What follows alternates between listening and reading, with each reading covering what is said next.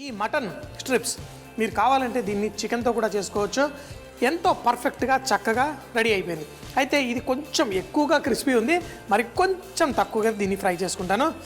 ఆహా, కరకరలాడుతూ సూపర్. దీన్ని మంచి సాస్లో మనం వడ్డించుకుంటే ఎప్పుడు చూసినా అదే మటన్ కూర అదే విధంగా కాకుండా దాన్నే మనం వెరైటీగా చేసుకోవాలి. చూడండి, ఇప్పుడు అంతా ఫ్రై అయిపోయింది కదా. ఇప్పుడు మనం సాస్ తయారు చేసుకుందాం. ఇప్పుడు ఉల్లిపాయల్ని కూడా మనకు కావాల్సిన సైజులో కట్ చేసుకొని ఈ కూరలో వాడుకుందాం.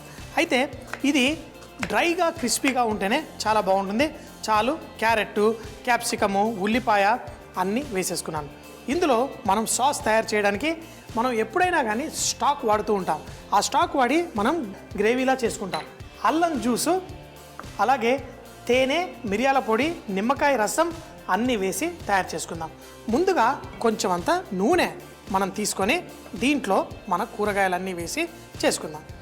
ఇలా కొంచెం నూనె వేసుకున్న తర్వాత దీంట్లో మనం వెల్లుల్లి అలాగే ఈ కూరగాయలన్నీ వేసుకుందాం. ముందుగా వెల్లుల్లిని కూడా ఫైన్గా చాప్ చేసేసుకుందాం. కొంచెం క్రిస్పీగా మంచిగా టేస్టీగా ఉండాలి అంటే దాంట్లో వాడే ప్రతి పదార్థం మన ఈ మటన్కి మంచి టేస్ట్ ఇవ్వాలి. ఇది క్రిస్పీగా ఉంది, కానీ దాంతోపాటు ఇక్కడ కొన్ని కూరగాయలు కూడా వేసుకుంటున్నాం. సన్నగా తరిగిన అల్లం, అలాగే ఉల్లిపాయ, క్యారెట్ వీటిని కూడా వేసుకుందాం. కొంచెం అంటే సాస్లో మనకి టేస్టీగా కనబడటం కోసం ఇప్పుడు ఇందులో సోయా సాసు, నిమ్మరసము, అలాగే ఇందులో కొంచెం టమాటో కెచప్, మిరియాల పొడి ఘాటుకి. చూడండి, మిరియాల పొడి, ఇందులో అల్లం జ్యూస్ కూడా వేసేస్తున్నాం. అన్నీ స్ట్రాంగ్గా పర్ఫెక్ట్గా ఇందులో ఉన్నాయి. ఇప్పుడు ఈ కూరగాయలు కూడా వేసేసుకుందాం. అయితే ఉప్పు కొంచెం జాగ్రత్తగా ఉండండి. ఆ సోయా సాస్లో ఆల్రెడీ ఉప్పు ఉంది, అందుకని కొంచెంగా వేసుకోండి. వేసి మనం వీటిని టాస్ చేసేసుకుందాం. ఇందులో మనం ఈ ఫ్రై చేసిన ఈ ల్యాంబ్ వేసే ముందు దీంట్లో తేనె వేసేసుకుందాం. ఈ తేనె మంచి ఆ స్వీట్ టేస్ట్ దీనికి అందజేస్తుంది. నిమ్మ జ్యూసు దానన్నిటినీ కట్ చేయడానికి తేనె వేసేసి తర్వాత ఇమీడియట్గా మన ఈ మటన్ చేసుకున్న దాన్ని దీంట్లో వేసుకొని చక్కగా టాస్ చేసుకుందాం. మనం సాధారణంగా ఈ స్టాక్ వేస్తాము, దాంట్లో మనం రకరకాలుగా ఆ కార్న్ఫ్లవర్ వేసి చిక్కగా చేస్తాం. కానీ ఈరోజు చూడండి, మనం ఏం వేయలేదు, సాసులు వేసుకుందాం. దాంట్లో నుంచే మనకి చక్కగా ఈ క్రిస్పీ ల్యామ్ రెడీ అయిపోయింది. ఇప్పుడు దీన్ని మనం కావాలంటే లైట్గా టేస్ట్ చూద్దాం. పర్ఫెక్ట్. ఉప్పు కూడా సరిగ్గా సరిపోయింది, దానికి కావాల్సిన తీపి కూడా పర్ఫెక్ట్గా సరిపోయింది. మరి దీన్ని వేడిగా వడ్డీ చేసుకుందామా?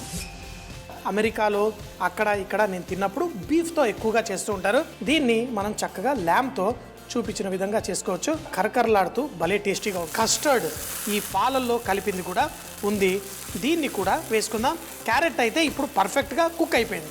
మనం సాధారణంగా ఏం చేస్తామంటే ఈ పాలు పోసి మళ్ళీ ఆ పాలు కొంచెం విరిగినట్టు చిక్కగా అయ్యేంత వరకు దాన్ని కుక్ చేసుకుంటాం. ఈ కస్టర్డ్ పాలని ఇందులో వేసేసుకుంటాం. దీంట్లో ఉన్న సువాసన అంతా పర్ఫెక్ట్. దీంట్లో మనం కొంచెం అంతా యాలకుల పొడి, అలాగే సన్నగా కట్ చేసుకున్న ఈ బాదాం తురుము కూడా దీంట్లో వేసుకొని ఇప్పుడు ఈ కస్టర్డ్ పాలని బాయిల్ అవుతున్నప్పుడు వేసి, అప్పుడప్పుడు చైనీస్ వంటలు చేసినప్పుడు ఎలా మన కార్న్ఫ్లవర్ వేసి చిక్కగా అవ్వడానికి చూస్తామో ఇప్పుడు దీన్ని కూడా అదే విధంగా మనం చేస్తాం. ఫస్ట్ మనం ఒక్కసారి స్వీట్ కూడా చూసుకుందాం. పర్ఫెక్ట్గా ఉంది. దీంట్లో కస్టర్డ్ పాలు వేసేసి మనం చిక్కగా చేసుకుందాం. కస్టర్డ్ పౌడర్లో ముఖ్యంగా చెప్పాలి అంటే దాన్ని ఆ చిక్కపరచడానికి కార్న్ఫ్లవర్ ఉంటుంది. ఆ కార్న్ఫ్లవర్ ఇందులో వేసిన వెంటనే మనకి ఇది పర్ఫెక్ట్గా కుక్ అవుతుంది. దీన్ని వేసి మనం కస్టర్డ్ కుక్ చేసుకున్నప్పుడు ఎలా చల్లగా తింటే బాగుంటుంది, దీన్ని కూడా మనం కుక్ చేసేసి చల్లగా చేసుకొని తింటే చాలా బాగుంటుంది. దీనికి కావాల్సిన అందమైన కప్పుల్లో చేసుకోవచ్చు. దీన్ని కావాలంటే మైదా పిండితోటి టాట్స్ చేసి దాంట్లో కూడా పెట్టి మనం వడ్డించుకోవచ్చు. చూడండి, కొంచెం సేపట్లో ఇది చిక్కగా అవుతుంది. తర్వాత దీన్ని ఎలా వడ్డించుకోవాలో కూడా చూసేద్దాం. మన కస్టర్డ్ పర్ఫెక్ట్గా కుక్ అవుతుంది. దీన్ని ఇటు పక్కకి తీసి స్లోగా కుక్ చేసుకుందాం. మరి దీనికి మనం టాట్ తయారు చేసుకుందాం. టాట్ తయారు చేసి అందులో వేసుకుంటే చాలా బాగుంటుంది. దీన్ని తయారు చేసుకోవడం చాలా సింపుల్. మైదా పిండి, అలాగే దీంట్లో కొంచెం అంత పంచదార పొడి. అయితే ఈ పంచదార మనం షార్ట్ క్రస్ట్ అని సమోసా పిండి ఎలా కలుపుకుంటామో అలాగే పంచదార వేసి కలిపితే దాన్ని స్వీట్ క్రస్ట్ అంటారు. ఈ స్వీట్ క్రస్ట్కి కొంచెం అంతా ఈ పంచదార పొడి వేసేసి ఇలా కలుపుకుందాం. కలుపుకొని నెయ్యి కానీ వెన్న కానీ ఏదన్నా వేసుకోవాలి. సాధారణంగా మీరు చూస్తే మన మార్కెట్లో దొరికే అన్ని బిస్కెట్లు ఏదో రకంగా ఇదే స్టైల్లో మైదా పిండి, పంచదార పొడి, దాంట్లో మీరు నెయ్యి వేసుకుంటే నెయ్యి వేసుకోండి, లేకపోతే వెన్న కానీ వేసి చేసుకోవచ్చు. మన సమోసా పిండి మనం ఎలా పొడి పొడిగా దాన్ని కలిపేసుకుంటాం. ఇలా కలుపుకోవడం వల్ల మన కుకీస్ చాలా లైట్గా, డెలికేట్గా వస్తాయి. నెయ్యిని మనం ఈ పిండితో పాటు పొడి పొడిలా అయ్యేలా మనం కలుపుకుంటున్నాం. కలిపిన తరువాత దీంట్లో కొన్ని నీళ్లు కానీ పాలు కానీ వేసి కలుపుకోవాలి. ఇందులో లైట్గా తీపి ఉంది. ఈ క్యారెట్లో, కస్టర్డ్లో ఉన్న తీపి దీనికంటే ఎక్కువగా ఉంటుంది కాబట్టి ఇది కొంచెం బిస్కెట్లా ఉండి దానిపైన మన ఆ క్యారెట్ కస్టర్డ్ని వేసి చేసుకుందాం. ఇప్పుడు చూడండి, ఇదంతా మనకి బ్రెడ్ క్రమ్లా సాఫ్ట్గా పొడి పొడిగా అయిపోయింది. దీన్ని ఎక్కువగా కాదు, కొంచెం ఇలా జల్లుకొని మనం గట్టి పిండిలా కలిపేసుకుందాం. ఈ పిండిని ఎక్కువ మర్దన చేయకూడదు. మనం దీన్ని ఈ విధంగా లైట్గా కలిపేసుకుందాం. ఇలా ముద్దలా అవ్వాలి. కానీ ఇది చపాతీలా దాన్ని మర్దన చేశారంటే ఈ పిండి పాడైపోతుంది. ఇలా గడ్డలా చేసి ఒక 5 నిమిషాలు రెస్ట్ ఇచ్చి తర్వాత దీన్ని మళ్ళీ మనం ఎలా చేసుకోవాలో చూద్దాం. మన పిండి రెడీ అయిపోయింది. మన కస్టర్డ్ కూడా రెడీ అయింది. స్టవ్ కట్టేశాను. అవన్ కూడా రెడీగా ఉంది. ఇప్పుడు ఈ పిండి మిశ్రమాన్ని మనం ఈ విధంగా చేత్తోటి ఇలా చేసుకుంటూ దీన్ని సన్నగా రోల్ చేసుకుందాం. ఈ పిండిని ఎక్కువ మర్దన చేయలేదు కాబట్టి సన్నగా విరిగిపోతున్నట్టుగా ఉంటుంది. ఏం పర్లేదు, కొంచెం సేపు అయిన తర్వాత అదే మనకి పర్ఫెక్ట్గా వస్తుంది. చూడండి, ఈ విధంగా ఇలా మనకు కావలసినంత సన్నగా దీన్ని చేసుకోవాలి. మరీ సన్నగా ఉంటే ఇది మళ్ళీ బిస్కెట్లా రాదు, విరిగిపోతుంది, మనకి పనికిరాదు. విరుగుతున్న కొద్దీ దీన్ని లైట్గా చేత్తోటి ఇలా, ఎందుకంటే ఇది మన పిల్లలు ఆడుకునే క్లే మాదిరి ఉంటుంది.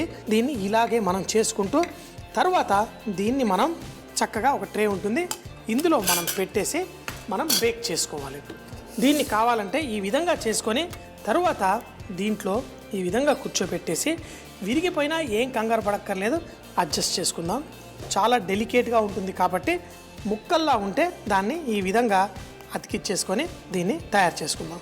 తర్వాత ఈ ఎక్కువగా ఉన్నదాన్ని మనం ఈ విధంగా కట్ చేసేసుకొని చూడండి, ఇప్పుడు ట్రే తయారైపోయింది.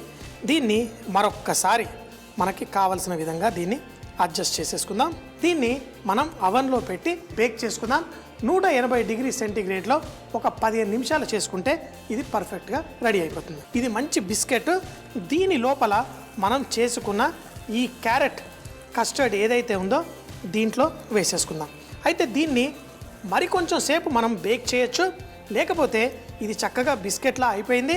దీన్ని మనం కొంచెం చల్లారిన తర్వాత దీన్ని మనం చిన్న చిన్న ముక్కలుగా కట్ చేసుకొని చక్కగా వడ్డించుకోవచ్చు. లెవెల్ చేసేసుకొని మనం దీన్ని పెట్టేసుకుందాం. కొంచెం ఎక్కువగా ఉంది అయినా పర్లేదు. అయితే దీనిపైన మీరు నట్స్ అవి ఇవి అన్నీ వేసుకోవచ్చు. కావాలంటే మరి కొంచెం సేపు బేక్ చేసుకోవచ్చు, లేకపోతే చల్లారిన తర్వాత దీన్ని ఎలా కట్ చేసి వడ్డించుకోవాలో అది కూడా చూసేద్దాం. కొంచెం చల్లారిన తర్వాత ఇలా చేసుకునే కంటైనర్లు అయితే మనకి చూడండి, ఇలా తీసేస్తే ఆ కింద ఆ ట్రే వచ్చేస్తుంది, కింద మన అల్యూమినియంది మాత్రమే ఉంది. ఇప్పుడు దీనికి మీకు కావలసిన విధంగా కట్ చేసుకోవచ్చు. మనం ఇలా స్వీట్ క్రస్ట్లో చేసి పెట్టుకున్నాం కదా, దీన్ని ఆ కింద దాకా ఇలా ముక్క కోసేసి తర్వాత దీన్ని మనం వడ్డించుకోవచ్చు. చూడండి, ఈ విధంగా పర్ఫెక్ట్గా మనం కట్ చేసేసి ఇప్పుడు చూడండి ఎంతో ఈజీగా కట్ అయిపోయింది. దీన్ని స్వీట్ క్రస్ట్ ఉండడం వల్ల ఎంతో పర్ఫెక్ట్గా కుక్ అవుతుంది.